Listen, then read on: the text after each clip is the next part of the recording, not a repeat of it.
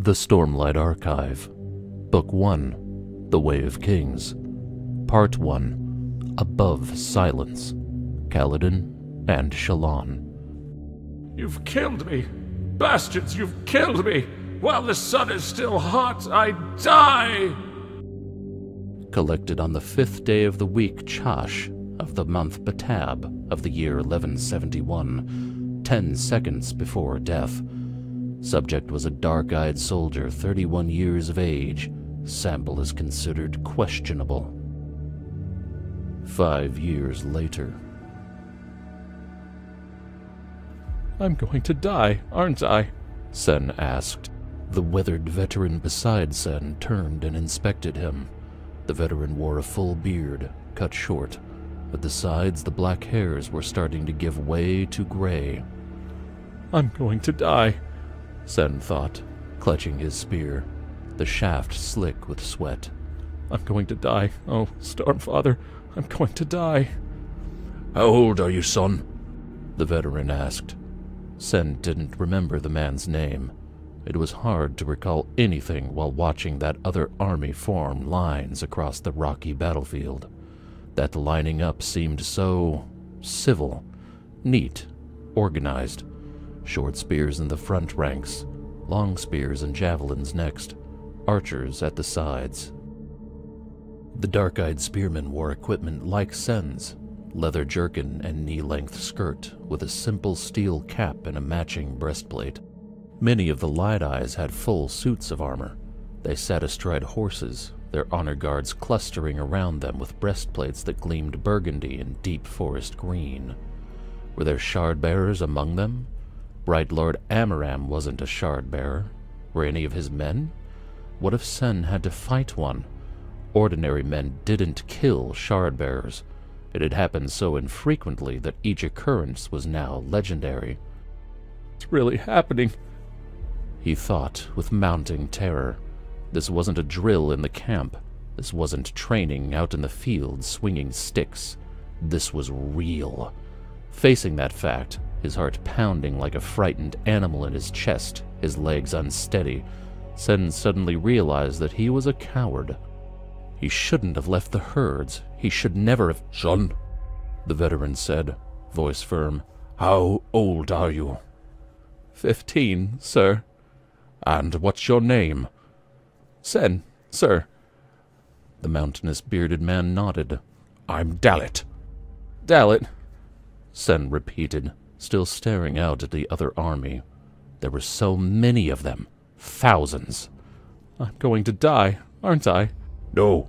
Dalit had a gruff voice, but somehow that was comforting. You're going to be just fine. Keep your head on straight. Stay with the squad. But I've barely had 3 months training. He swore he could hear faint clangs from the enemy's armor or shields. I can barely hold this spear. Stormfather, I'm dead. I can't. Son, Dalit interrupted, soft but firm. He raised a hand and placed it on Sen's shoulder. The rim of Dalit's large round shield reflected the light from where it hung on his back. You are going to be fine. How can you know? It came out as a plea. Because, lad, you're in Kaladin's storm-blessed squad. The other soldiers nearby nodded in agreement. Behind them, waves and waves of soldiers were lining up, thousands of them. Sen was right at the front, with Kaladin's squad of about 30 other men. Why had Sen been moved up to a new squad at the last moment? It had something to do with camp politics. Why was this squad at the very front, where casualties were bound to be the greatest? Small fear-spren, like globs of purplish goo, began to climb up of the ground and gather around his feet. In a moment of sheer panic, he nearly dropped his spear and scrambled away. Dalit's hand tightened on his shoulder. Looking up into Dalit's confident black eyes, Sen hesitated. Did you piss before we formed ranks? Dalit asked. I didn't have time to— Go now. Here? If you don't, you'll end up with it running down your leg in battle, distracting you, maybe killing you. Do it. Embarrassed, Sen handed Dalit his spear and relieved himself onto the stones. When he finished, he shot glances at those next to him. None of Kaladin's soldiers smirked. They stood steady, spears to their sides, shields on their backs. The enemy army was almost finished.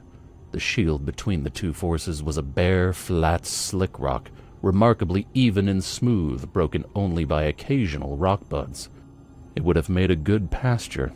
The warm wind blew in Sen's face, thick with the watery scents of last night's high storm. "Dalit!" a voice said. A man walked up through the ranks, carrying a short spear that had 2 leather knife sheaths strapped to the haft. The newcomer was a young man, perhaps 4 years older than Sen's 15, but he was taller by several fingers than even Dalit. He wore the common leathers of a spearman, but under them was a pair of dark trousers. That wasn't supposed to be allowed. His black Alethi hair was shoulder-length and wavy, his eyes a dark brown. He also had knots of white cord on the shoulders of his jerkin, marking him as a squad leader. The 30 men around Sen snapped to attention, raising their spears in salute. "This is Kaladin Stormblast?" Sen thought incredulously. "This youth?" "Dalit, we're soon going to have a new recruit," Kaladin said. He had a strong voice. "I need you to—" He trailed off as he noticed Sen. "He found his way here just a few minutes ago, sir," Dalit said with a smile. "I've been getting him ready." "Well done," Kaladin said. "I paid good money to get that boy away from Gare. The man's so incompetent he may as well be fighting for the other side." "What?" Sen thought. "Why would anyone pay to get me?" "What do you think about the field?" Kaladin asked. Several of the other spearmen nearby raised hands to shade from the sun, scanning the rocks. "A dip next to the 2 boulders on the far right?" Dalit asked. Kaladin shook his head. "Footing's too rough." "Aye, perhaps it is. What about that short hill over there? Far enough to avoid the first fall, close enough not to get too far ahead." Kaladin nodded, though Sen couldn't see what they were looking at. "Looks good." "The rest of you louts hear that?" Dalit shouted. The men raised their spears high. "Keep an eye on the new boy, Dalit," Kaladin said. "He won't know the signs." "Of course," Dalit said, smiling. Smiling? How could the man smile? The enemy army was blowing horns. Did that mean they were ready? Even though Sen had just relieved himself, he felt a trickle of urine run down his leg. "Stay firm," Kaladin said, then trotted behind the front line to talk to the next squad leader over. Behind Sen and the others, the dozens of ranks were still growing. The archers on the sides prepared to fire. "Don't worry, son," Dalit said. "We'll be fine. Squad leader Kaladin is lucky." The soldier on the other side of Sen nodded. He was a lanky, red-haired Vaden, with darker tan skin than the Alethi. Why was he fighting in an Alethi army? "That's right. Kaladin, he's Stormblast, right? Sure he is. We lost, what, 1 man last battle? But someone did die," Sen said. Dalit shrugged. "People always die. Our squad loses the fewest. You'll see." Kaladin finished conferring with the other squad leader, then jogged back to his team. Though he carried a short spear, meant to be wielded one-handed with a shield in the other hand, his was a hand longer than those held by the other men. "At the ready, men!" Dalit called. Unlike the other squad leaders, Kaladin didn't fall into rank, but stood out in the front of his squad. The men around Sen shuffled, excited. The sounds were repeated through the vast army, the stillness giving way before eagerness. Hundreds of feet shuffling, shields slapping, clasps clacking. Kaladin remained motionless, staring down the other army. "Steady, men," he said without turning. Behind, a light-eyed officer passed on horseback. "Be ready to fight! I want their blood, men! Fight and kill!" "Steady," Kaladin said again, after the man had passed. "Be ready to run," Dalit said to Sen. "Run? But we've been trained to march in formation, to stay in our line."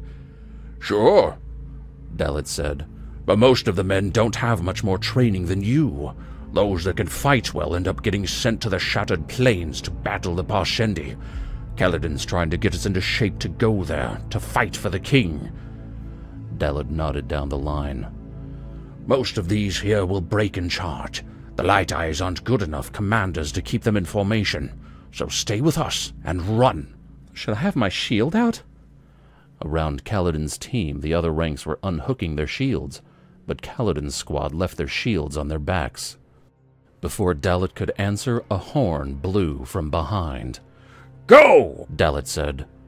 Sen didn't have much choice. The entire army started moving in a clamor of marching boots. As Dalit had predicted, the steady march didn't last long. Some men began yelling, the roar taken up by others. Light men called for them to go, run, fight. The line disintegrated. As soon as that happened, Kaladin's squad broke into a dash, running out into the front at full speed. Sen scrambled to keep up, panicked and terrified. The ground wasn't as smooth as it had seemed, and he nearly tripped on a hidden rockbud, vines withdrawn into its shell. He righted himself and kept going, holding his spear in one hand, his shield clapping alongside his back. The distant army was in motion as well, their soldiers charging down the field.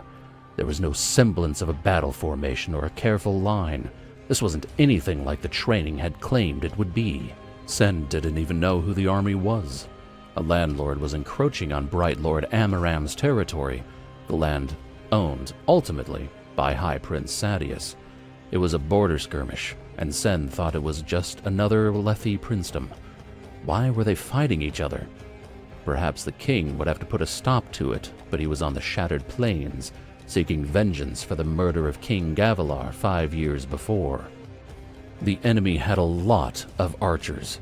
Sen's panic climbed to a peak as the first wave of arrows flew into the air. He stumbled again, itching to take out his shield, but Dalit grabbed his arm and yanked him forward. Hundreds of arrows split the sky, dimming the sun. They arced and fell, dropping like sky eels upon their prey. Amaram's soldiers raised shields, but not Kaladin's squad. No shields for them. Sen screamed.